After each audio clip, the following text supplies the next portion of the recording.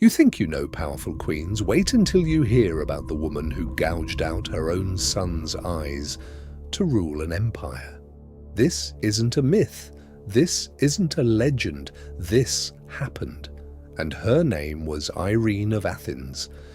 Before we go any further, if you're new here, hit that subscribe button right now, because this channel is where history gets real. You don't want to miss what's coming next. It's the 8th century. The Byzantine Empire, one of the most powerful civilizations on Earth, is ruled from Constantinople, a city of gold, intrigue, and blood. Irene was not born into power. She was a young Greek girl, an orphan from Athens, chosen to marry the future emperor, Leo IV. Nobody expected her to become anything more than a royal wife, a decoration, a name on a document. They were very wrong. When her husband died young, Irene became regent, ruling in the name of her 10-year-old son, Constantine VI. And that's when the world learned what she was truly capable of. Irene didn't just rule, she dominated. She crushed conspiracies, she exiled rivals, she outwitted generals who had spent their whole lives at war. But her son was growing up, and Constantine VI wanted what was rightfully his, the throne. For years, the two fought a cold civil war inside the palace walls. Constantine tried to have his mother removed. He raised armies. He made alliances. He was done being a puppet emperor with a mother pulling the strings. Here's where the story turns dark. In the year 797 AD, Irene struck first.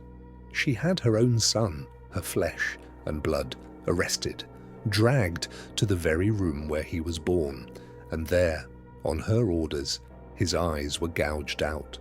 The act was deliberate, calculated. In Byzantine tradition, a blinded man could not rule. It was a political death sentence wrapped in a mother's cruelty. Constantine survived, barely.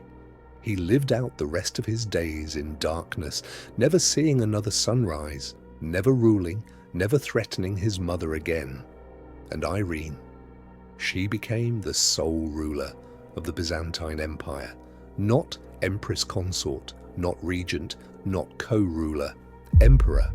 She even took the male title, Basileus, because there simply was no precedent for a woman sitting alone on that throne.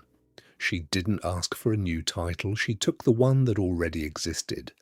For the first time in Roman and Byzantine history, a woman ruled the empire alone, in her own name. She didn't last forever. 5 years later, a palace coup removed her from power. She died in exile, forgotten by most. But here's what history remembers. Empress Irene was so dangerous, so brilliant, so ruthless that Charlemagne, the most powerful ruler in Western Europe, proposed marriage to her. He wanted to unite East and West under one crown. She never accepted. She didn't need him. A woman who blinded her son took the title of emperor and made kings beg for her hand. Irene of Athens, one of the most dangerous humans to ever sit on a throne. If this story hit different, and I know it did, subscribe right now. Every week, we bring you the real stories history class never taught you. The queens, the warriors, the monsters, and the geniuses who actually shaped the world. Subscribe. You're already here. Make it official.